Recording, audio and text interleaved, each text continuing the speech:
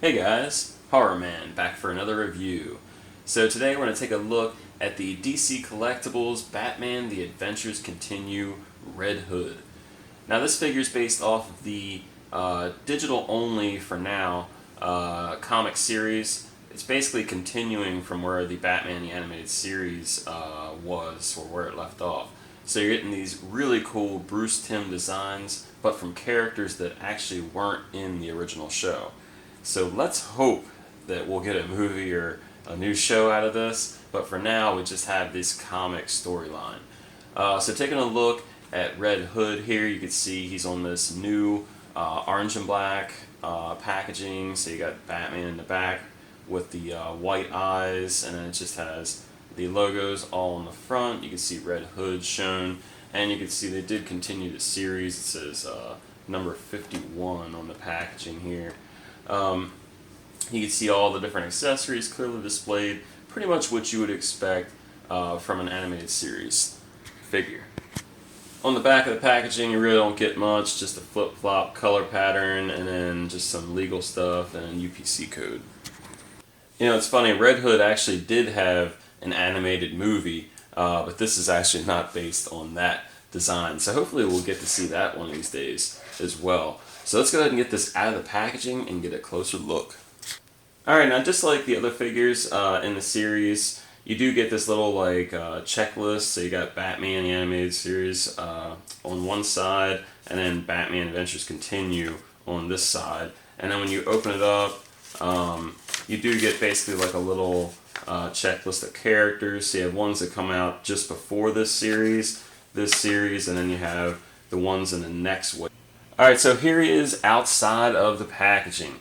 And man, I'm telling you already, I'm getting better vibes from this quality with DC Collectibles. It just definitely feels like it's a better quality system with the articulation and everything. So I'm very excited to check this one out. I'm a very big Red Hood fan, so this is something I've been waiting for. So we'll check out the accessories, the articulation, interchangeable parts, and we'll definitely do some comparisons later on. But before we get to that, let's go ahead and get a nice close-up of the head sculpt. Alright, so taking a look at the first head, and this is the one that's on him in the box. This is the unmasked Jason Todd head. And I really like what they've done here. He definitely has that angrier type of look, or like determined angry look. And this is definitely very fitting for the character. And then you do have like the white streak, which is also very fitting to the character. And that's kind of like from the Hush storyline, but it kind of like, I like how it kind of gives him a little bit of character, you know, with that. Doesn't make him look as, you know, young as he is. He's got the scar on his cheek, which looks pretty cool, and you can see that on the helmet as well, which I will show you. And just looking at the side of the head sculpt, I really like how that hairline goes back pretty far, so just really, really good looking. The eyes, just the paint details on this line and just the sculpt, the, you know, in the face, the attention to detail is far better than some of the older figures. And you can get a nice close-up of that scar here and how the hair kind of waves back. So yeah, overall just really nice attention to detail in this head sculpt. Very happy with it. Alright, so you do get one interchangeable head with this, of course, which is his alternate persona as the Red Hood, which is really cool. And to put this on, you're just going to pop this head off. A little bit of force, and like I said, I mean the joints are pretty good on here. You got a little bit of scuff there, unfortunately. A little bit of the paint rubbed off. So then just to pop the head on, just that standard peg system underneath. And then it pops on really good, so no issues with that at all. Alright, so here he is with the helmeted head sculpt, or the hooded head sculpt.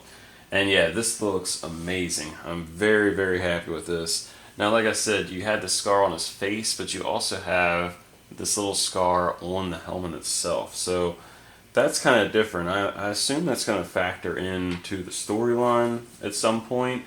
But yeah, so you do get the scar on the helmet itself. But I really like the eyes. They're really bright white, and they're nice. They're open wide instead of being just thin like lines. So I'm really happy that they're they're adding a little bit more paint details to pretty much every head sculpt. They're putting a lot more attention to detail, and you can really see it with these like very very thin lines on the helmet itself, which is very notorious for the Red Hood helmets to have these lines. So I'm very happy with that. You got some black around the white in the eyes. And the helmet itself does have some sculpting to it. It's not just a big circle or an oval, and like flat. So you can see the sculpting in here. So in the face, you can see how it kind of protrudes out a little bit. You have some sculpting underneath the eyes there.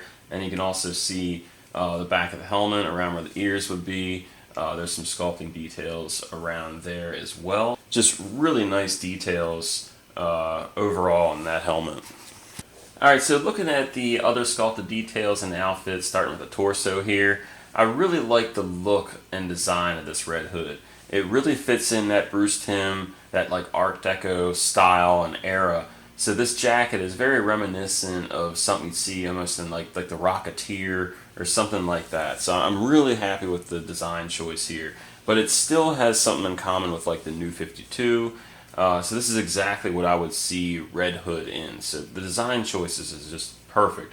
So with this jacket, you do get the sculpted collar, which looks really good, and it does go high up in the back. You do get a little bit broad shoulders, of course, like most characters, but it's not too big like you've seen with like the McFarlane figures. So I like that they've done that. You got a pocket sculpted here. You do get some other sculpted details like in the waistband of the jacket. You can see the lines there. You can see some of the seam work in here like it's a real bomber jacket. And then over to the back, you do get some really good sculpted details as well. So you get the little patches on the elbows here, like you would see with a lot of those jackets from that time period. You do get the Red Hood symbol, which is sculpted on there, which is a really nice touch. It's not just painted on and not trying to reuse the jacket 100 times. You do get some seams for the leather jacket there, and that looks pretty good as well. Seam running down the back, and again more stitching or like the waistband design. And I like the gloves on here as well. You just get the basic black gloves, but you do get some of that cell shading going on in there. Now you also get this holster for his gun, and you can see there is some sculpted details in there. The paint, I think, could have been a little bit different. It kind of matches a little too much with the jacket, but again, it kind of reflects that time period where everything was kind of like in that just basic leather style. So it kind of fits with the time period, but it wouldn't have hurt to change the color just a little bit or add maybe a secondary color or some some cell shading on there just to spruce it up a little bit. But you do get it, and I do believe you could easily remove this if you want to, which I'll try to do now. If you just pop off the head, and yeah, that's easily removable. So if you don't want the holster on there, you could easily remove that. So here he is without it. Alright, and the pants is definitely one of your less detailed parts of the figure. But again, with this line, they've really been about a little bit more sculpting, more paint details, and you can see it even with the pants instead of those just cheap, like straight legs, breakable legs. You do get these kind of like different pants, and that's again very reminiscent of that time period, and very reminiscent again of the Rocketeer. You got those pants that kind of have those like they just kind of protrude out just a little bit. So you do have some more sculpting details in there, and then you got the boots, and you can see again you do have the cell shading in there, so not bad at all. So with the sculpted details and a little bit more attention to detail in those faces, one of the newest things you get with this line is definitely that cell shading, which I've kind of pointed out already. But you do get it on the neck here, you get it on the gloves, and you get it on the boots. So it's definitely something new to the line that, in my opinion, the line should have had right from the get-go. So it's definitely, you've seen it with like Ninja Turtles and other animated figure lines, but the cell shading it really kind of just sets off the figure and takes it to a different level. So I'm kind of glad that they've finally decided to add that to the line. I didn't have to have it, but I think it does make it look cool. So besides the better articulation, the better paint, cell shading and everything, the one big upgrade with this line is going to be a figure that's not going to snap when you try to work the articulation. So the articulation is definitely improved. So just taking a look at the head sculpt here, you can turn it pretty good. It doesn't get a lot of tilt with this head, and we'll take a look at the Jason Todd head as well to see if we can get a little bit more out of that one. But no, you really don't. You can get just the same. You really can't get that pivot, so that's a little disappointing there. So the articulation of the head is okay on this figure. The arms will go out that far, go up about that far because of the shoulders and the jacket. That's just a way that's going to happen. That's as far as they can go down. You still just have the single hinge on the elbow. You do get a turn at the waist, so that's pretty good. Not much ab crunch at all. You do get a nice split or a karate kick, so that's pretty cool. Go out about that far, back about that far. Single hinge knee. Surprised they haven't done that double hinged knee yet. You do get that swivel at the thigh. That's pretty good. Pretty good feet. Go up and down, no issue. A little bit of an ankle pivot, not much. No boot cut, even though it looks like there is. So the articulation, as far as like what you get out of it, it might be slightly upgraded, but it's the quality of the joints that's the big upgrade. Alright, so taking a look at the accessories for Red Hood, you get a decent range of accessories here. Of course, we already looked at the interchangeable head that you get. You also get his more Red Hood or Robin Batarang, which is pretty cool. I do like the look of it. And then you also get this rocket launcher, which has some really cool like cell shading to it, a little bit of red on the tip, and a little bit of red on the top of the rocket itself, a little bit of cell shading on the front handle. So pretty cool, and Red Hood is definitely one to pack some heat, so he definitely would wield a rocket launcher. So that looks pretty good. And of course, the holster, definitely since it comes off, I would consider that an accessory. And then you also get his handgun, which looks really good. I do like the look of this. It is just that flat gray like we've seen before, but just the details overall are really good.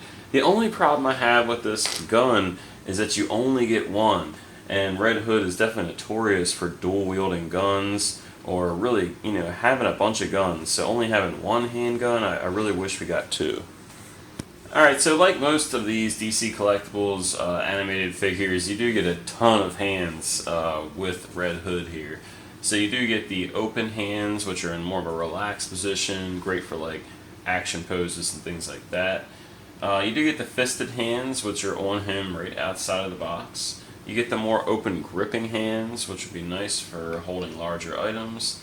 And then you also get the trigger finger hands. Now with the trigger finger hands, again, you get two of them. So you only get one handgun. So at least they gave us the trigger finger hands in case you want to, put another gun from a different character in his hand so he can dual wield. So overall, really great selection. Alright, so interchanging the hands isn't too bad on this guy. You just got to be careful with them because they do use a longer peg, so you don't want to pull this out too quick and rotate it. So you just have to make sure that whole peg comes out, and you can see it. Yeah, it is a longer peg than you might be used to. But as soon as you get that hand out, you can put on the other one, and I'm going to go with the trigger finger here. Again, you can see that longer peg. And I'm just going to go right into here, just kind of work it in, and then that is your trigger finger.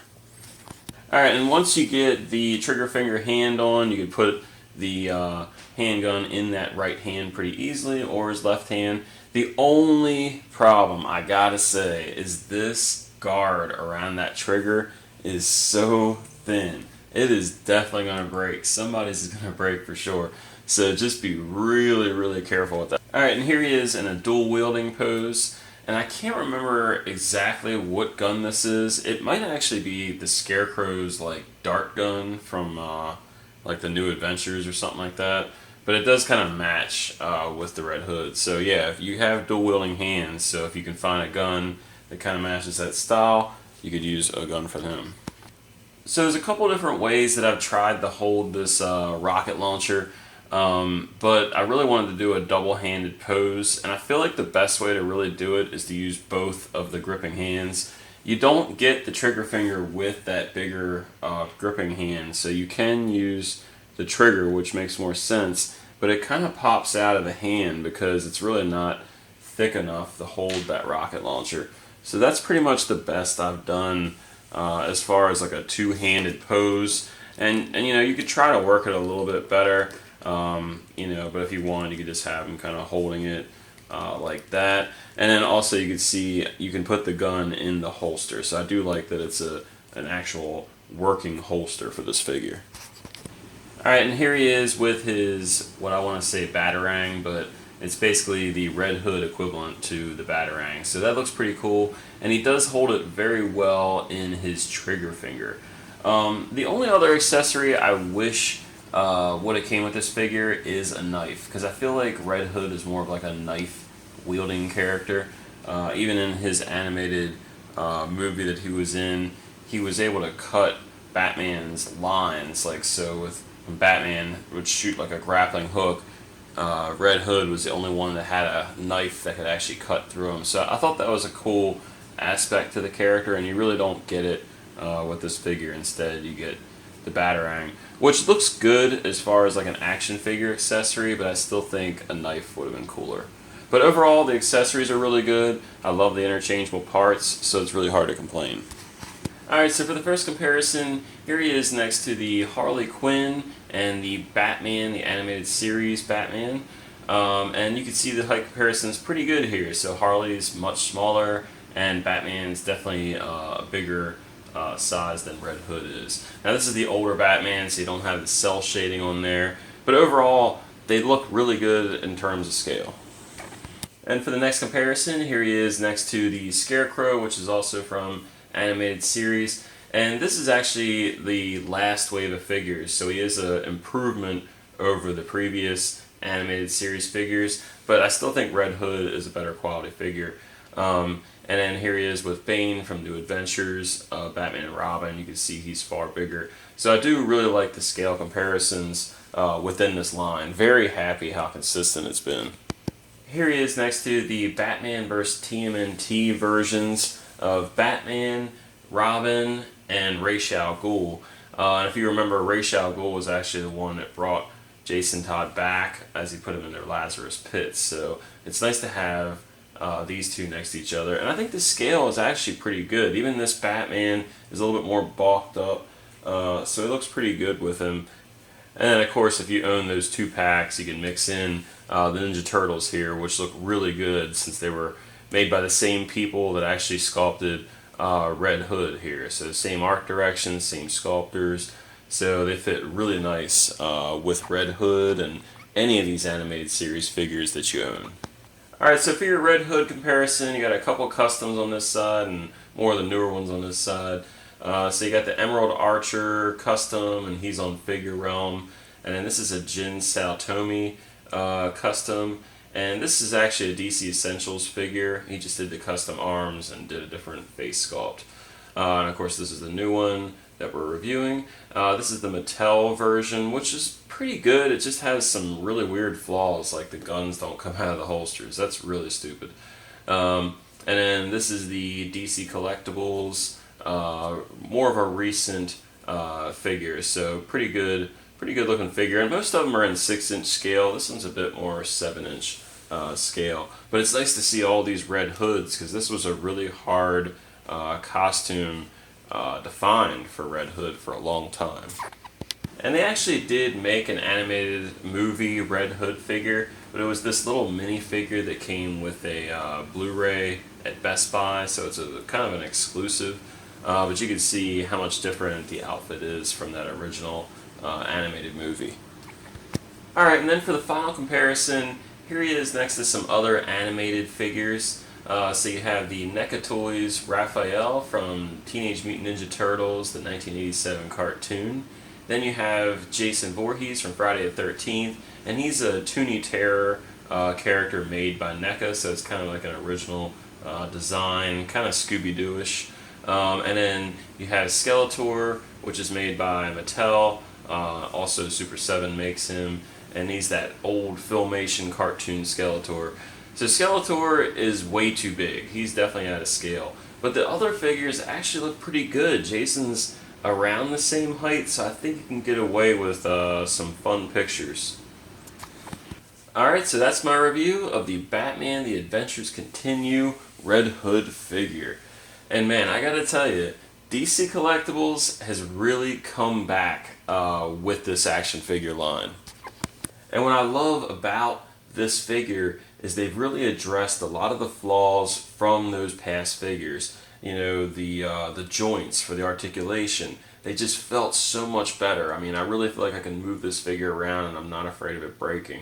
You know, the sculpt, there's definitely more sculpt. You can see it in the legs, you can see it in the jacket, in the head. Everything has more sculpt to it. It's not just like, you know, thin, straight legs that are going to break easy. You know, there's a lot more to it than that. And then if you look at the paint, you know, seeing the different, the cell shading going on, it's something really different that, you know, we've seen Mondo do, we've seen NECA do with their Ninja Turtles, and even every single hand that Red Hood comes with, there is cell shading on. They didn't skip it, you know, just do one set of hands with cell shading. I mean, they did it on every single hand that you get with them. So I'm really happy with the attention to detail, you know, the rework details in the face, and just overall things like that really make this figure, it just really puts it over the top for me. Now, while this is a huge step forward compared to the figures in this line from the past, there's new issues that arise that we didn't face before, which kind of sucks. So with this gun in particular, the guard around the trigger, it's already broken on mine. It's almost impossible to put this gun in this trigger finger hand without the finger just pushing off that guard. So I'm sure I could just, with a gust of wind, will just blow that right off. I mean, that's how fragile that little piece is. Whereas the guns before were much harder plastic, and these are not going to break. I mean, this thing is very hard plastic. So to break that, you'd have to hit it, you know, hard with a hammer or something. But this is very flimsy. So again, you know, where things are better, there's issues. The other issue I had was, since you do have heavier paint applications like cell shading and things like that on the neck, anytime I took the head off, there was definitely a rub, paint rub coming off of the neck. So there's a couple things like that. But those are much more minor issues compared to what we had in the line in the past. I just think that going forward, the guns and the weapons have to be a harder plastic, more reminiscent to what we had with the older weapons. So final verdict on this guy, if you're a Red Hood fan, get this figure. This is the one you've been waiting on. You wanted an animated Red Hood figure, this is definitely the one to get. I'm really happy with the figure. I mean, the only big gripe I have is the gun. If that gun didn't break, I think this figure would be, I don't want to say perfect, but it's a really, really good figure. Like I said, if you're a fan of this, you've been wanting an animated Red Hood figure, you were going to love this figure. I mean, having the interchangeable head sculpts, functioning holster, different weapons, you got everything you need with a Red Hood figure. So overall, I'm really happy with it. I would buy one based off the older animated movie as well, because I am a big fan. But overall, I really love the look of this figure, so I'm very happy with it. So thanks for watching my review. Please subscribe, leave a comment or question if you have one, like the video if you liked it, and I should have some more reviews coming soon. So until next time, guys. See ya.